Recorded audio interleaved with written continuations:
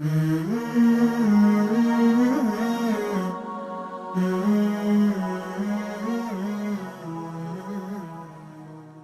çfarë aludon se sa e rënd është pastrimi i gjoksit të besimtarit, është një tregim madhështor që shënon Imam Ahmeti në musnedin e tij dhe po ashtu dietar tjerë të hadithit që e transmetojnë prej Enesit radhiyallahu anhu, i cili thotë se një ditë prej ditëve tha ishim duke ndejtur me pejgamberin e Allahut azza xal. Edhe në ato momente pejgamberi i Allahut na tha dhe na lajmëroi se tash do të hyjë një njeri i cili është prej banorëve të xhenetit të Allahut azza xal.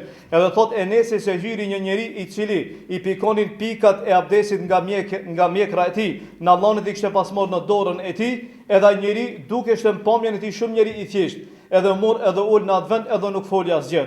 Të nesër prap pejgamberi i Allahut azza xal tha: "A dëshironi ta shihni një banor i cili është prej banorëve të xhenetit?" Atëherë hyri i njëjti njeri dhe po ashtu ndodhi edhe ditën e tretë, hyri i njëjti njeri. Atëherë shkoi Abdullah ibn Amr ibn al-As radhiyallahu anhu, shkoi tek njeri edhe trokiti në derën e vet. Edhe i tha filan, tha unë kam problem me prindin tim, edhe tha kam mosmarrveshje me ta. Tha nuk kam mundësi që të kthehem në shtëpinë time. A më lejon që të rri me ty 3 ditë rrishtazi? I tha po nuk ka as problem.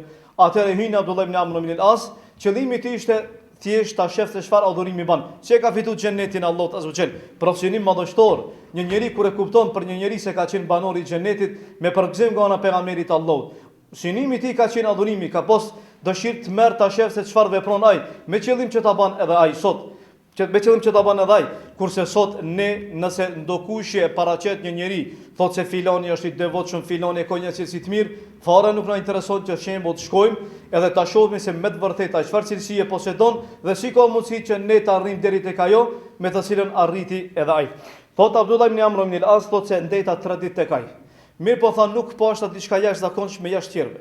Tha njëri i thjesht e faltja namazin, farzet, sunetet, binte tha natën që të flend e përmendte Allahun, nganjëherë tha natën u rokullisej edhe përmendte e bante dhikr Allahun azza xal. Tha në mëngjes ta ngritej edhe shkonte për ta fal namazin e sabot.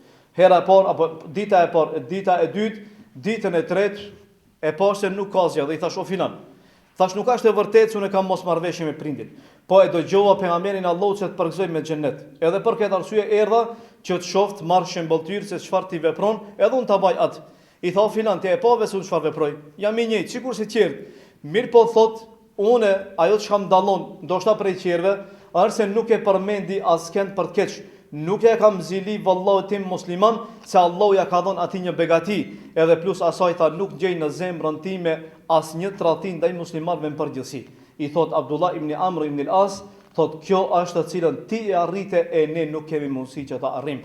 Pra pastrimi i gjoksit ka qenë sebeb që ky njeri ta fiton xhenetin Allahut azza xal.